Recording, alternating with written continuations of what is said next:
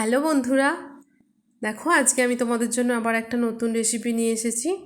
আজকে আমি যে রেসিপিটা তোমাদের সামনে বানাবো সেটা কিন্তু লুচি পরোটা রুটির সাথে ভীষণ ভালো খেতে লাগে। তোমরা কিন্তু অবশ্যই বানিয়ে দেখো। দেখো এই রেসিপিটা বানানোর জন্য আমাদেরকে ফুলকপিগুলোকে ভালো করে কেটে ধুয়ে আবার একটু গরম জলে অল্প নুন আর হলুদ দিয়ে গরম জলে 15 মিনিট ভিজিয়ে রাখতে হবে। অবশ্যই কিন্তু তোমরাও রেখো।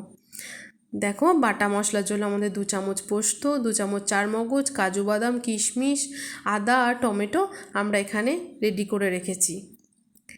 আর দেখো আমরা কড়াতে তেল নিয়ে নিলাম, একটু বেশি পরিমাণে তেল নিয়েছি। ফুলকপিগুলোকে আমরা সুন্দর করে লাল লাল করে ভাজতে হবে বলে কড়াতে আমরা জিরে ফোড়ন দিয়ে ফুলকপিগুলোকে ছেড়ে দিলাম। দিয়ে আমরা সুন্দর করে কপিগুলোকে ভেজে নেব অল্প একটু নুন আর হলুদ দিয়ে।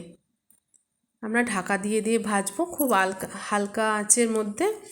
দেখো আমরা ঢাকা দিয়ে দিলাম, গ্যাসের ফ্লেমটাকে একদম লো করে দেবো।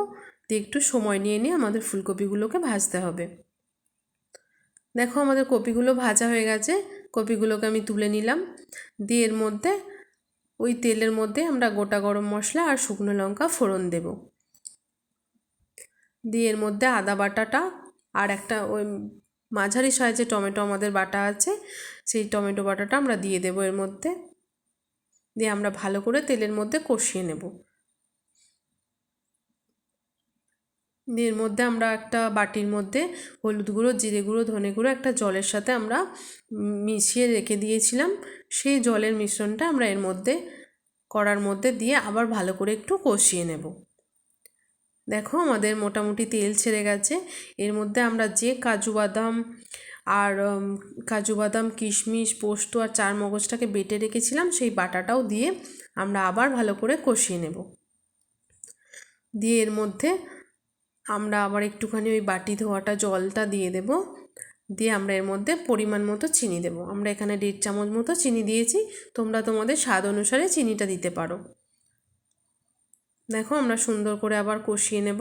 নিয়ে আমরা আবার মশলা ধোয়া জল আবার যেটুকু ছিল আমাদের সেটুকু আমরা ওর মধ্যে ঢেলে পরিমাণ মতো জল দিতে হবে, কেননা এরপরে কপিটা দিয়ে আমরা আবার একটুখানি সেদ্ধ করব। দেখো আমরা পরিমাণ মতো জল দিয়ে এর মধ্যে আবার সামান্য লঙ্কার গুঁড়ো দিলাম। দিয়ে আমরা ঢাকা দিয়ে এবার জলটাকে ফুটতে দেব। জলটা আমাদের ফুটে গেছে, এবার এর মধ্যে আমরা ভাজা কপিগুলোকে দিয়ে দেব। ভাজা কপিগুলো দেওয়ার পর আবার একটু ভালো করে আমরা নেড়ে নেব, একটু ফুটিয়ে নেব। নিয়ে এর মধ্যে আমরা ক্যাপসিকাম কুচোনো আর একটু ধনেপাতা খুব সামান্য পরিমাণে কুচোনোটা আমরা এর ওপর ছড়িয়ে দেব। দিয়ে আবার আমরা ঢাকা দিয়ে খুব অল্প আঁচে আমরা এটাকে সেদ্ধ করব, কেননা ফুলকপির যে ডাঁটিগুলো থাকে ওগুলো একটুখানি সেদ্ধ হতে সময় লাগে। দেখো আমরা একটু নেড়ে নিলাম, আবার আমাদের আরেকটুখানি বাড়িয়ে ফোটাতে হবে, কেননা এই রেসিপিটা আমরা একটু গ্রেভি গ্রেভি রাখবো, এতটা ঝোল রাখলে ভালো লাগবে না। দেখো আমাদের মোটামুটি গ্রেভি হয়ে গেছে। আবার এই ডাঁটিগুলো ফুলকপির যে আমাদের ডাঁটিগুলো সেগুলোও মোটামুটি সেদ্ধ হয়ে গেছে। এর মধ্যে আমাদের ঘি আর গরম মশলা দিয়ে এবার আমরা কপিটাকে নামিয়ে নেব। এর মধ্যে তোমরা চাইলে কাঁচা লঙ্কা দিতে পারো, আমরা একটুখানি দিয়েছি, খুব সুন্দর গন্ধও হয় আর একটু ঝাল ঝালও হয়, আমাদের ভালো লাগে ঝাল ঝাল খেতে তাই দিয়েছি। তোমাদের ভালো লাগলে অবশ্যই দিও, আর নাহলে ওটাকে স্কিপ করো।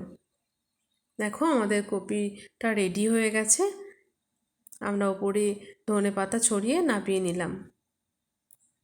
তোমাদের যদি রেসিপিটা ভালো লাগে তোমরা কিন্তু অবশ্যই একটা লাইক করো আর সাবস্ক্রাইব করো। আর যদি তোমরা অবশ্যই বাড়িতে রান্না করে বানিয়ে খেয়ে দেখো, যদি ভালো লেগে থাকে আমাকে অবশ্যই কমেন্ট করে জানিও। অনেক ধন্যবাদ আমার ভিডিওটাকে পুরো দেখার জন্য।